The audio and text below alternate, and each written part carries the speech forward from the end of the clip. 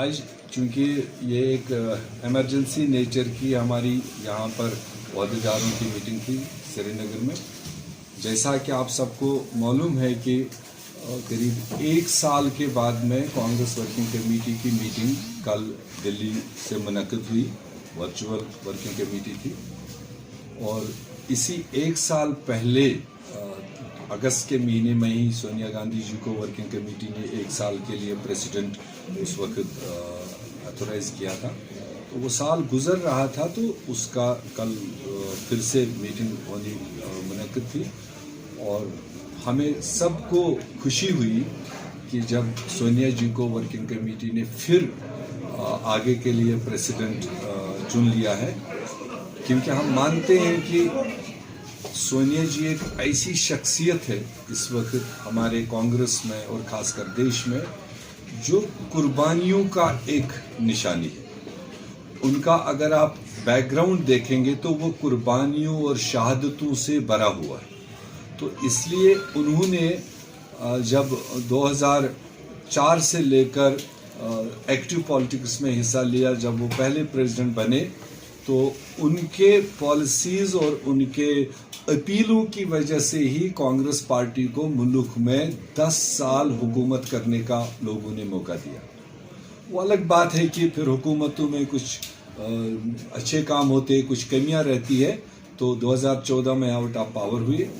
मगर आज के दिन पर जब कांग्रेस लोगों की आवाज़ लेकर सामने आना चाहते हैं, तो ऐसे में इश्यूज बहुत हैं।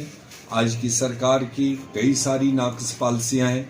आप हेल्थ को लेकर देखें, आप एम्प्लॉयमेंट को लेकर देखें, आप देश को इकट्ठा रखने के मामले में देखें, आप बैंकिंग के मामले में देखें, आप फिजिकल टारगेट को लेकर देखें।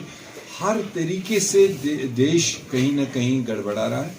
तो ऐसे में जो वर्किंग कमेटी ने फैसला लिया है कि सोनिया जी की क़यादत में कांग्रेस फिर एक बार मुतहरिक होगी और उन सारे चैलेंजेस का मुकाबला करेगी जो कांग्रेस को और देश के गरीब गुरबा लोगों को दरपेश है, वो एक मजबूत आवाज़ उभरेगी।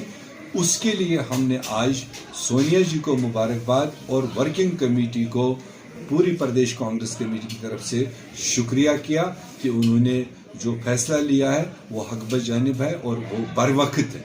इस वक्त उसके बगैर कोई और तरीका था नहीं। कांग्रेस 135-37 साल पुरानी पार्टी है।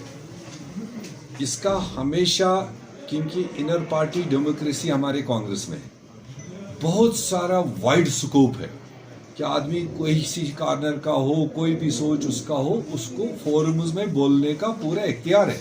उसमें चाहे क्रिटिसिज्म भी हो, उसमें चाहे कोई मतलब तंजीमी लेवल का कोई भी मामला हो, हर इंसान को प्रॉपर फोरम में अपनी बात रखने का पूरा इख्तियार है, वो चाहे कितनी कड़वी भी हो। मगर ये डिसिप्लिन के खिलाफ है कि जब कुछ शख्स मीडिया में जाकर अपनी ही पार्टी के मतलब ओहदेदारों को की खिलाफत करते हैं, वो शायद इनडिसिप्लिन माना जाता है। कांग्रेस कल्चर के हिसाब से, कांग्रेस कॉन्स्टिट्यूशन के हिसाब से, कायदे कानून के हिसाब से ऐसा बार बार उन सारे देश में या प्रदेश में किसी जगह पर भी जो अपनी बात अखबारों के ज़रिए और मीडिया के ज़रिए लड़ता है, वो सबसे कमज़ोर होता है।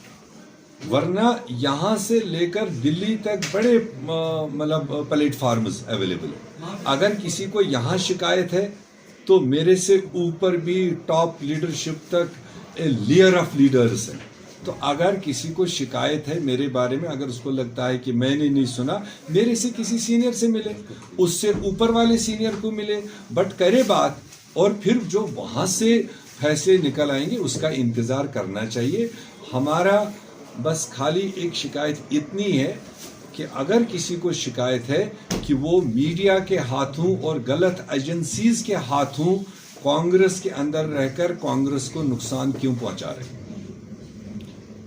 की आप बात कर रहे हैं। गुपका डिक्लेरेशन 4 अगस्त 2019 को वजूद में आई, और जब उस वक्त पूरे रियासत में एक पैनिक जैसा सिचुएशन क्रिएट किया गया कि गवर्नर साहब उस वक्त के कुछ कह रहे थे, होम मिनिस्टर यूनियन कुछ कह रहे थे, पुलिस के बड़े आला अधिकार कुछ कह रहे थे, अवाम कुछ महसूस कर रहा था, तो एकदम कुछ मतलब उस तरह की सिचुएशन बन गई थी कि कुछ अनसर्टनिटीज लोगों के दिलों में थी। तो इसलिए उस वक्त बर वक्त तरीके से जितने भी non BJP political parties Jammu Kashmir में थी, खासकर वादी में जिस नाम से भी थे, तो वो एक प्लेटफॉर्म पर इकट्ठे हुए और एक रेजोल्यूशन दिया, और उसमें status quo of state as well as the status, ये दो बड़े वर्ड हैं उसमें। बाकी तो आगे पीछे हम सब लोग मिल करके दिल्ली जाएं, राष्ट्रपति से मिले, किससे मिले, वो तो एक अलग कहानी, मगर दो वर्ड उसमें जो उस वक्त दर्ज हुए कि स्टेटस को जो हमारा स्टेट उस वक्त था वो बहाल रहना चाहिए, जो स्टेटस हमें हासिल था इंडियन कॉन्स्टिट्यूशन के मुताबिक वो हमें बरकरार रहना चाहिए। तो उसमें कांग्रेस पार्टी भी उस वक्त शामिल थी और बाज़ाब्ता हमने उसमें एग्री किया है उस वक्त, क्योंकि कोई सिचुएशन थी नहीं। अब एक साल के बाद में जब धीरे धीरे लीडर्स खुलने लगे, अभी भी महबूबा जी बजात खुद तो सेफ्टी एक्ट में बंद ही है, तो फिर भी फारूक साहब चूँकि सीनियर लीडर है हमारे रियासत के, उन्होंने टेलीफोनिकली हमसे पूछा, चूँकि मीटिंग तो हो नहीं पाई थी, कि क्या कांग्रेस पार्टी उस गुपकार डिक्लेरेशन के मुताबिक आज भी उस मौक़िफ़ पर कायम है। तो प्रिंसिपली कांग्रेस पार्टी उसके साथ में है। हम तो on the floor of parliament हमारे जो लीडरों ने बोला, आज़ाद साहब ने बोला और बड़े बड़े कानूनदानों ने बोला, आज भी बोलने के लिए तैयार है कि भाई जो तरीक़ेकार सेंट्रल गवर्नमेंट ने इख्तियार किया जम्मू कश्मीर के स्टेट को डाउनग्रेड यूटीज़ में बांटने का, और जो स्टेटस जिस तरीके से यहाँ का लिया, ये टोटल अनपार्लियामेंट्री, अनकॉन्स्टिट्यूशनल, अनडेमोक्रेटिक। ये हमने पहले दिन से कहा, आज तक कह रहे हैं। जब हम सवाल उस चीज़ पर खड़ा कर रहे हैं तो कुदरती बात है कि हम लोगों के एस्पिरेशन को लेकर यही चाहेंगे कि स्टेट बहाल हो, जो हमारी इज्जत थी वो हमें बहाल होनी चाहिए। वो भी कोई एहसान था नहीं, वो ये जो एक सेंसिटिव खाली स्टेटहुड या रेस्टोरेशन ऑफ 370, मैं खाली इज्जत के साथ कह रहा हूँ। दफा 370 को इज्जत ही कहते हैं, वो हमारी इज्जत थी। तो इसलिए वो अब आज की सेंट्रल गवर्नमेंट पर है, जब वो एक तरफ कहते हैं कि हम पॉलिटिकल प्रोसेस शुरू करना चाहते हैं, पॉलिटिकल पार्टीज एक्टिविटी शुरू करें, कोई नहीं रोक रखा है, मगर दूसरी तरफ से आप देखें ना, आपके सामने मेरे डिस्ट्रिक्ट प्रेसिडेंट के घर में हादसा हुआ यहाँ श्रीनगर में।